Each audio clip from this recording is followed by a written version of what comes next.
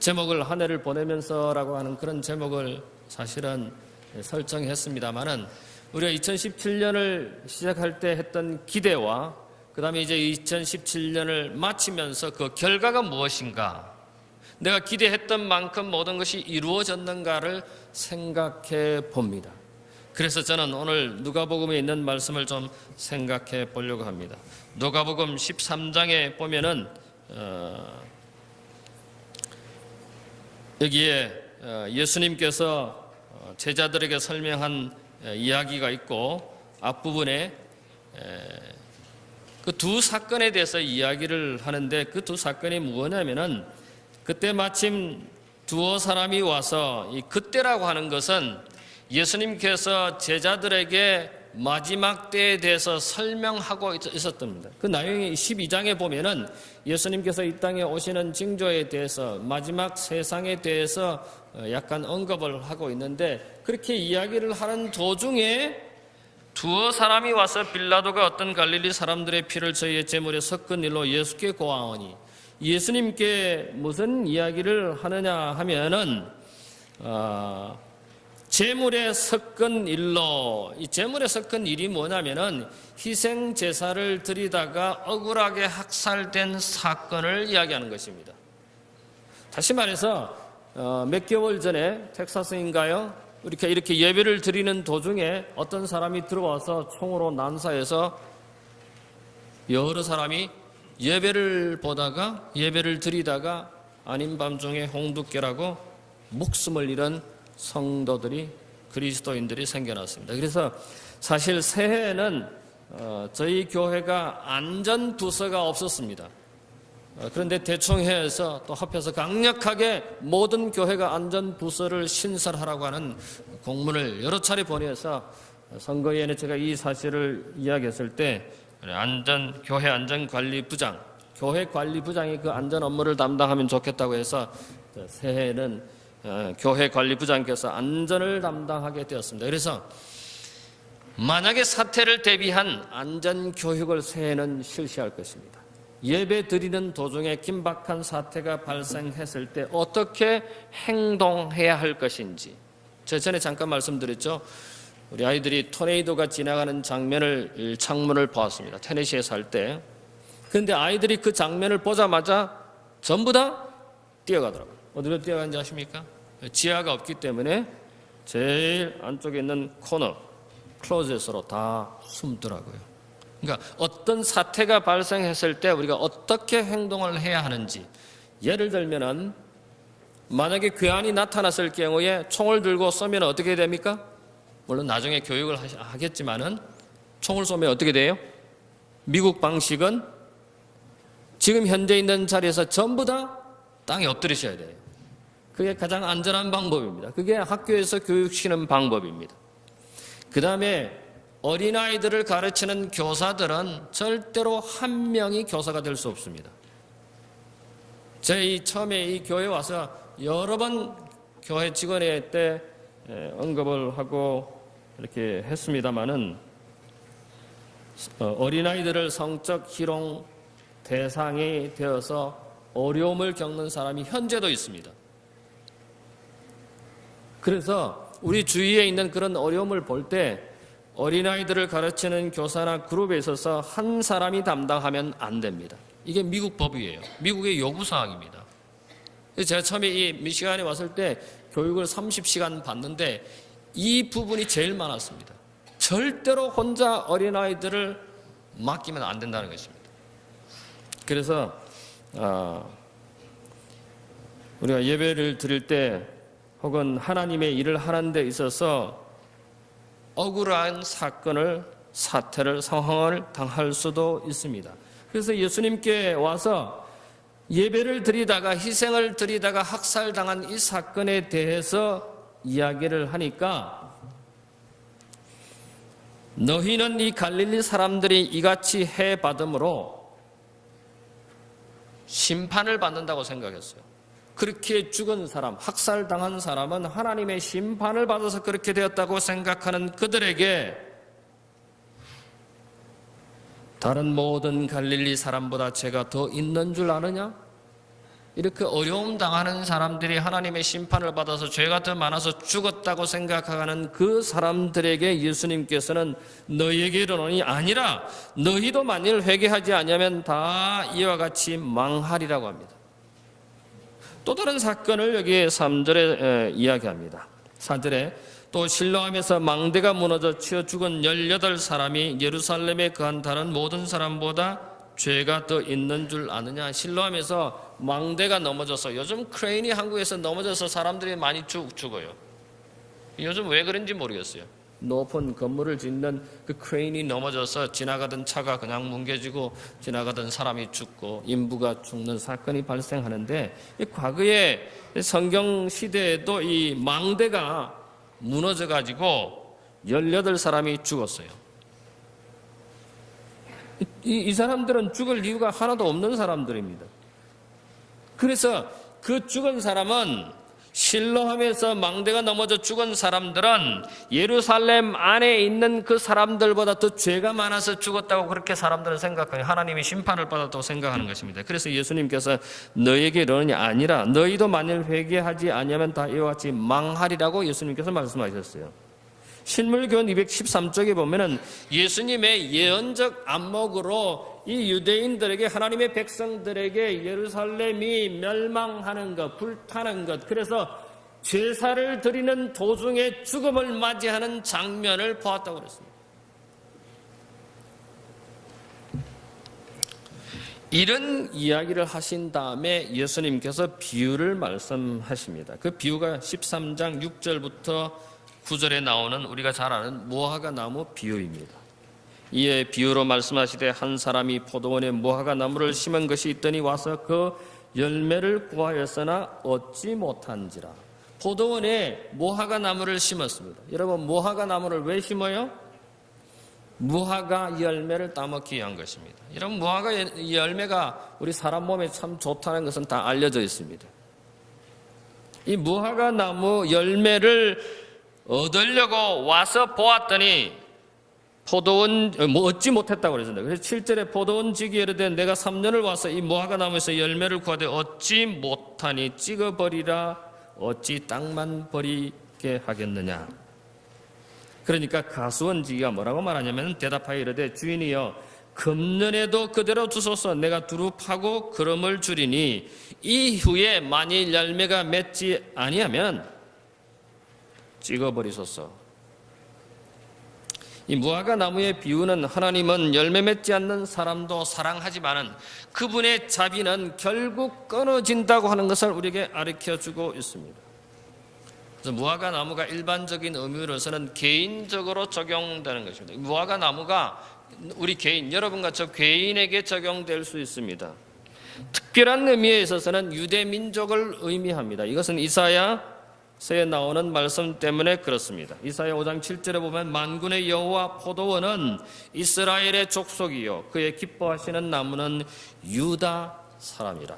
그래서 여기 무화과 나무는 유대 백성들, 즉 하나님의 선택된 백성들, 하나님의 백성들을 의미하고 있습니다. 근데 실물교훈 214쪽에 보면은 이것에 대해서 이렇게 말합니다. 구주 당시의 백성들, 즉 주의 포도원은 당신의 특별한 보호와 축복의 울타리 안에 있는 무화과 나무로 대표된다고 기록하고 있습니다. 저는 이 말씀을 좀 우리한테 적용을 해본다면 말세에 살고 있는 21세기에 살고 있는 재림 성도들이 아닌가 이렇게 여겨집니다. 하나님의 특별한 보호하심을 받고 하나님의 특별한 기별을 가지고 있고 하나님의 진리를 갖고 있는 우리가 이 백성들이 아닌가를 생각해 봅니다. 즉 여기에 나오는 나무는, 열매는, 무화과 나무는 여러분과 저라고 하는 사실입니다. 그런데 3년이 되도록 무화과 열매를 맺지 못하면은 찍어버리라. 그런데 과수원 지기가 한 해만 더 참게 해달라고 합니다. 내가 한 해 동안 걸음을 잘 주고 다시 잘 길러보겠다고. 그러면 열매가 맺힐 것이라고 이렇게 이야기를 하는 것입니다. 저는 이제 이 겨울을 네 번째 맞이합니다. 어떤 분은 첫 번째로, 어떤 분은 여러 번 수십 번을 맞이하는 우리 성도님이 계실 것입니다. 저희 네 번째 겨울을 맞이하는데 올해가 이번이 눈이 제일 많이 오는 것 같아요. 눈 쌓인 것을 보면 그렇습니다. 2017년대 시작할 때 제가 기대했던 것은 지금 2017년을 마감하는 이 즈음에 그 기대가 얼마만큼 이루어졌는가, 그 결과가 무엇인가를 생각하게 합니다. 과연 여기에 나오는 무화과 나무처럼 이파리만, 잎사귀만 무성하고 무화과 나무에 열매를 맺지 못한 나나 교회나 우리 성도들이 있지 않는가 생각해 보는 것입니다. 미국의 16대 대통령이 누구입니까? 미국의 16대 대통령은 아브라함 링컨입니다. 이 아브라함 링컨은 교육을 잘 받지 못한 사람입니다. 제가 봐서 그러는 것이 아니라 일반적으로 사람들이 이야기할 때 아브라함 링컨은 원숭이 같다, 못생겼다, 티도키 못생겼다, 어떻게 저런 사람의 얼굴을 하고 있나, 이렇게 평가를 합니다. 그리고 심지어 사람들이 이 아브라함 링컨 에이브를 조롱하기도 했습니다. 못생겼기 때문에, 교육을 받지 못했기 때문에 아마 그런 조롱을 받지 않았나 하는 생각을 해봅니다. 교육을 얼마나 받았냐면 순회 교사, 이렇게 지역을 순회하면서 가르치는 교사에게 18개월밖에 교육을 못 받았대요. 여기 계신 분들은 다 몇 년 이상씩 교육을 받은, 우리 어린아이들 제외하고는 몇 년 혹은 십몇 년, 20년 가까이 교육을 받은 사람들이 많습니다.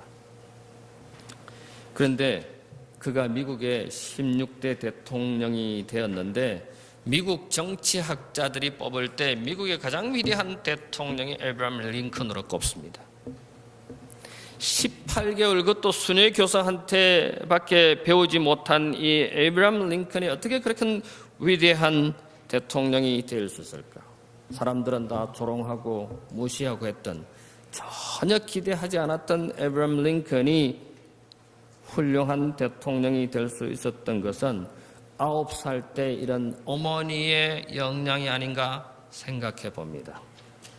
어머니가 독초를 먹은 그 젖을 먹고 어머니가 숨지셨는데, 어머니가 돌아가시기 전에 아들 아브라함 링컨에게 이렇게 말했습니다.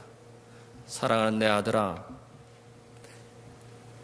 이 성경책은 나의 부모님으로부터 물려받은 책이다. 아주 낡은 성경책, 어머니가 갖고 있던 그 성경책을 아브라함 링컨에게 9살 된 아들에게, 이건 내가 부모님으로부터 물려받은 성경책인데 내가 여러 번 읽어서 많이 낡았지만 우리 집의 값진 법에다 내가 너에게 100에이커, 100에이커가 얼마인지 한국에서 오신 분들은 잘 모르는데 이걸 계산하면 약 12만 평입니다. 12만 평의 땅을 너에게 물려주는 것보다 이 한 권의 성경책을 물려주는 것을 진심으로 기쁘게 생각한다. 저는 저희 책 중에 약 1,500권 중에 제일 중요하게 생각하고 제 눈물과 피와 땀이 서려 있는 성경책이 있는데, 저도 이 성경책을 우리 딸들한테 물려주고 싶지만은 물려줄 수가 없어서 참 슬픕니다. 왜냐하면은 저희 아이들은 한국말을 물론 읽을 수 있고 말할 수는 있지만은 과연 한글 성경을 읽을 수 있을까? 이것도 가로가 아닌 세로로 되어 있었고, 그 다음에 제가 이 성경이 하도 낡아서 성경을 만드는 회사에 보내서 다시 재본을 했습니다. 그래서 가죽을 다시 입혔는데, 딸이 넷인데 또 4명 중에 누구한테 줄 것인가? 이것도 걱정이고. 그러나 아브라함 링컨의 어머니가 성경책을, 자기가 갖고 있던 낡은 책을 아들에게 주면서 너는 성경을 읽고 성경 말씀대로 살아가는 사람이 되어다오. 하나님을 사랑하고 이웃을 사랑하는 사람이 되어다오. 이것이 나의 마지막 부탁이다 라는 유언을 아들에게 남겼습니다. 그래서 아들은 에브라임 링컨이 나중에 대통령이 되고 난 다음에 이렇게 고백했습니다. 나의 희망, 나의 오늘, 나의 모든 것은 천사와 같은 나의 어머니에게서 받은 것이다라고 고백했습니다. 저도 딸을 키우는 아버지로서, 부모로서 우리 딸들이 무슨 전문가가 되고 훌륭한 사람이 되기보다는 훌륭한 신앙인이 되기를 정말 간절히 바랍니다. 그래서 제가 작년에 우리 아이들이 다 모였을 때 여성으로서의 기본적인 것을 제가 이야기했습니다. 올해는 아이들이 오늘 밤 비행기로 돌아갑니다마는 예배 시간에 이렇게 말했습니다. 아빠가 너희들에게 원하는 것은 훌륭한 의사가 되는 것이 아니라 훌륭한 신앙인이 되기를 바란다고 이야기했습니다. 이게 제 솔직한 소원입니다. 하나님을 경외하는 우리 딸들이 되기를 바란다고 소원을 말했습니다.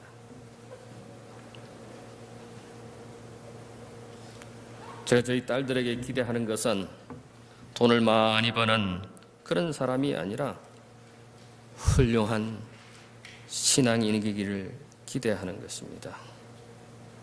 모든 일에는 결과에 대한 기대가 있습니다.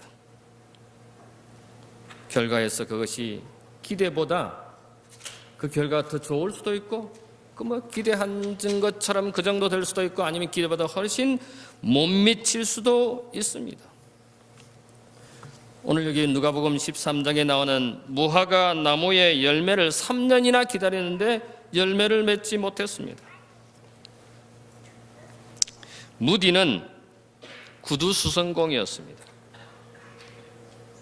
그런데 이 구두수선공이 제가 얼핏 시카고에서 구두수선을 하다가 그가 복음을 전하는 전도자가 되었는데 미국에서 가장 훌륭한 전도자가 되었습니다. 어떻게 구두수선공이 훌륭한 전도자가 될 수 있었습니까? 옛날에 그렇게 기대했을까요?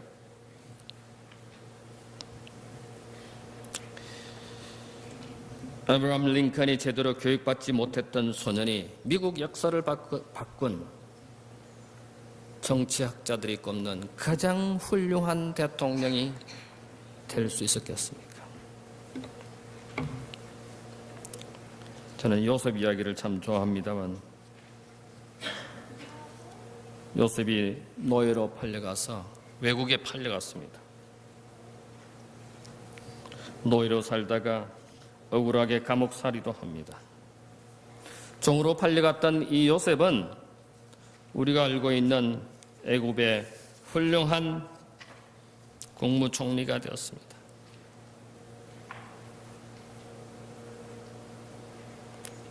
어떻게 보면은 저는 제 개인적으로 생각하면 다른 면으로 생각하면 미국에 팔려왔다는 생각이 듭니다. 미국에 와서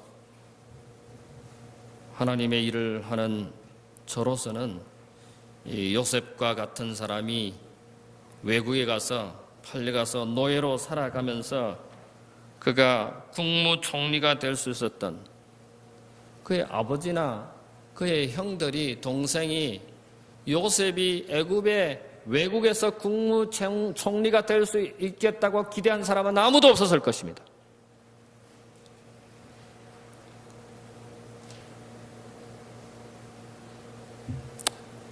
형들이 애굽에 가서 곡식을 구하는 데 있어서 동생이 애굽의 총리가 되어 있었다는 것을 모르는 거 너무나 잘 알죠?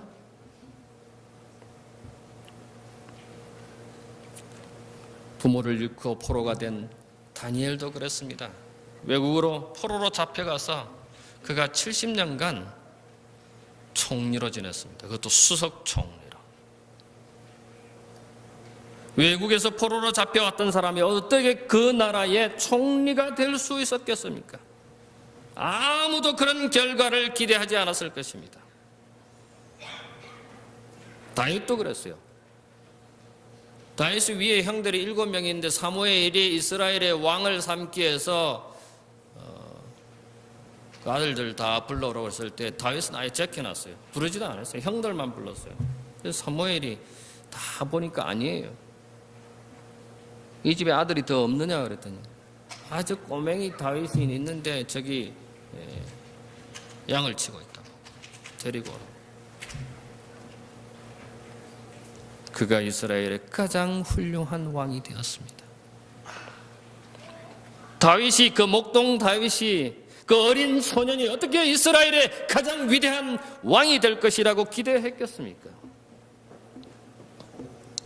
이스라엘 민족이 여리고성을 돌 때에 하나님의 지시는 이제 적과 꿀이 흐르는 약속된 가나안 땅에 들어가기 위해서는 여리고성을 정복해야 되는데 그 여리고성을 하루에 한 번씩 돌으라고 그랬습니다. 그것도 제사장이 법궤를 메고 하루에 한 번씩 돌으라고 그랬습니다. 6일 동안 그렇게 하라고 했습니다. 7일째는 7바퀴를 돌고 제사장이 나팔을 불라고 했습니다. 그런데 나팔을 불렀을 때 어떻게 되었습니까? 여리고성이 무너졌습니다. 세상 사람들은 이야기할 때 그 성경에 나오는 지어낸 이야기라고 말했습니다. 웃기는 이야기라고 했습니다. 픽션이라고 그랬습니다.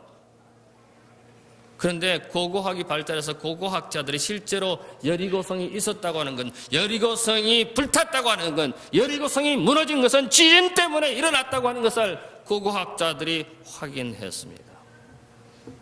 이스라엘 백성들이 하나님께서 하루에 한 번 6일 동안 7번째 날은 7번 법궤를 메고 그 여리고성을 돌으라고 명령했을 때, 그렇게 순종했을 때 여리고성이 멸망했습니다.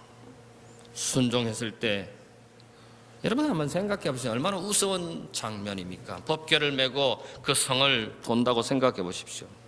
그 여리고성 사람들은 좀 긴장하고 상당히 그랬을 것입니다. 그런데 한편으로 생각하면 참 웃기는 겁니다. 법궤를 메고 여리고성을 이렇게 도는 그 이스라엘 백성들을 봤을 때 그들의 심정이 무섭기도 했지만 두렵기도 했지만 한편으로는 참 웃겼을 것입니다. 물론 우리 한국 재림교회 역사에 어떤 목사님이 교회 땅을 구입하기 위해서 얻기 위해서 그 땅을 모든 교우님들을 동원해서 하루에 한 바퀴씩 6일 동안 6바퀴를 돌고 7번째 날에는 7번을 돌고 고함을 질렀다는 이야기는 있습니다. 그런데 정말 그 땅을 획득했습니다. 하나님의 말씀에 순종했을 때 어떤 일이 일어날 것을 그들이 기대했을까요? 하나님은 너희 한 사람이 천을 쫓고 두 사람이 만을 쫓을 것이라고 신명기 32장에 말하고 있습니다. 한 사람이 천을 쫓고 두 사람이 만을 쫓는다. 하나님의 말씀대로 순종할 때는 하나님께서 이런 놀라운 축복을 주신다고 하는 사실입니다. 우리가 기대하지는 않았지만은 놀라운 일들을 이루어내는 것을 볼 수가 있습니다. 그런데 기대한 만큼 그저 그렇게 살아가는 사람들도 있습니다. 성경에 보면은 갈라디아 6장 7절에 심는 대로 거두게 된다고 했습니다. 여러분, 심는 대로 거두는 것, 내가 기대한 만큼 아니 놀라운 결과를 가져오는 것은 정말 내가 잘나서 그렇습니까? 정말 내가 똑똑해서 그렇습니까? 정말 내가 능력이 많아서 그렇습니까? 저는 결코 아니라고 생각합니다. 그건 무엇입니까? 하나님께서 도와주셨기 때문에 그렇다고 저는 확신합니다. 하나님이 함께 하시고 하나님이 능력을 주시고 하나님께서 해결해 주셨기 때문에 하나님의 은혜 때문에 그렇게 됐다고 저는 확신합니다. 오늘 우리의 삶 가운데 내가 A 학점을 맞지 못해서, 아니면 내 비즈니스 잘 내가 원하는 만큼 되지 않아서, 혹은 내가 원하는 어떤 것이 이루어지지 않아서 실망하시는 분들이 있습니까? 무화과 나무에 3년이 지나도록 무화과 열매가 맺지 않는 것 때문에 어려워하는 사람이 있습니까? 실망하지 않게 되기를 바랍니다. 왜냐하면 우리에게 또 다른 한 해 2018년이 모레면 시작되기 때문에 그렇다고 저는 생각합니다. 우리에게 또 다른 희망이, 또 다른 기회가, 또 다른 하나님이 함께 하심을 경험할 수 있기 때문에 그렇습니다. 우리는 어떻게 하면 됩니까? 가수원지기처럼 부지런히 가꾸고 물주고. 그런데 말입니다, 사도 바울은 이렇게 말했습니다. 고린도전서 3장에 나는 심고 아볼로는 물을 주었지만 그것을 자라나게 하는 분은 누구라고? 하나님이십니다. 하나님이 일을 이루시는 것입니다. 여러분의 능력이 아니라, 여러분의 탤런트가 아니라, 여러분의 지식이 아니라, 여러분의 경험이 아니라 하나님께서 함께 하시면 그것을 할 수 있다는 것입니다. 그러므로 우리가 해야 할 일은 순종하는 것밖에 없습니다. 기대를 많이 했지만은 기대에 못 미친 성경의 인물을 꼽으라면 누구를 꼽을 수 있습니까? 전 유다라고 생각합니다. 유다는 어떤 사람이었습니까? 갈릴리 출신이었습니다. 정통 유다 지방 사람이었습니다. 제자 중에 아주 막중한 책임, 돈을 담당하는 막중한 책임을 맡은 사람이었습니다. 3년이나 주님을 따라다녔던 사람입니다. 특별한 주님의 깨우침을 받은 사람이었습니다. 그러나 그는 어떻게 됐습니까? 많은 사람들의 기대와는 달리 다른 결과로 죽음을 맞이한 사람입니다. 우리는 2017년을 보내면서 내가 기대했던 만큼 이루지 못한 것이 있을 수도 있고, 기대한 만큼 이루어진 것도 있을 수 있고, 기대한 것보다 훨씬 많은 것을 얻으신 분도 계실 것이라는 생각이 듭니다. 하나님은 우리에게 2017년 동안 많은 기대를 하셨으리라고 생각합니다. 우리는 그 하나님의 기대에 합당한 삶을 살았느냐 생각해 보지 않을 수가 없는 것입니다. 독일의 어느 작은 마을에 가난한 피아니스트가 살았습니다. 그는 피아노 독주회를 준비하는데 청중을 많이 모이기 위해서 유명한 음악가였던 리스트의 제자라고 속여서 광고를 했습니다. 공교롭게도 그 연주회에 있는 날 그 리스트가 그 마을에 왔습니다. 그래서 이 가난한 피아니스트는 큰일 났습니다. 리스트한테 한 번도 레슨을 받지 못한, 리스트를 아예 한 번도 보지 못한 이 가난한 피아니스트가 리스트가 그 동네에 왔더니 이거는 거짓이 당일로 나게 생긴 것입니다. 그래서 이 가난한 피아니스트는 리스트의 숙소로 찾아갔습니다. 저는 원래 고아 출신으로 가난하고 어려운 가운데 공부를 했습니다. 그런데 피아노 독주회를 하게 되었는데 선생님의 이름을 도용했습니다. 그러면서 이 가난한 피아니스트가 벌벌 떨었습니다. 그랬더니 이 리스트가 내 앞에서 피아노를 한번 쳐보라고 그랬습니다. 이 가난한 피아니스트가 그 앞에서 벌벌 떨면서 피아노를 쳤습니다. 리스트가 이 부분은 이렇게 쳤으면 좋겠고, 이 부분은 이렇게 했으면 좋겠고 몇 번 가르쳤습니다. 그런 다음에 이 떨고 있는 피아니스트에게 이렇게 말했습니다. 내가 잠시라도 당신을 가르쳤으니 이제는 당신은 내 제자입니다. 그러니 가서 열심히 피아노 독주회를 하시되 맨 마지막에는 나를 가르치신 선생님이 직접 연주하게 하겠다고 광고를 하십시오. 그래서 이 리스트는 그 이름 없는 가난한 피아니스트의 독주회에 가서 참석을 하고 마지막 곡을 이 리스트가 연주를 해서 이 가난한 피아니스트는 나중 훗날에 훌륭한 피아니스트가 됐다는 이야기가 있습니다. 오늘 우리는 2017년을 살아오면서 어쩌면 리스트 음악가의 유명한 피아니스트의 이름을 많이 도용했을지도 모릅니다. 우리는 예수 그리스도를 많이 도용했을 수도 있습니다. 2017년을 보내면서 이제 2018년에 우리가 기대해야 될 것은 무엇일까요? 개인의 기대, 교회의 기대. 저는 2018년 때문에 기대가 많습니다. 기대가 큽니다. 2018년은 이 앤드루스 한인교회 또 다른 터닝 포인트가 될 것이라고 저는 확신합니다. 그런 것을 보고 있습니다. 그런 것을 느낍니다. 그래서 기대가 됩니다. 그리고 분명한 사실은 우리 주님께서 우리 등 뒤에서 우리를 돕고 계신다는 사실입니다. 사랑하는 우리 앤들사님 교회 가족 여러분, 이제 2017년을 다 눈 속에 파묻으십시다. 그리고는 2018년 희망찬 새해를 맞이해서 주님이 언제나 우리의 등 뒤에서 우리를 돕고 계신다고 하는 사실을 잊지 말고 기대보다 훨씬 더 큰 성과를 거두는 2018년을 맞이하는 모든 가족들이 되기를 간절히 바라면서 말씀을 마치겠습니다.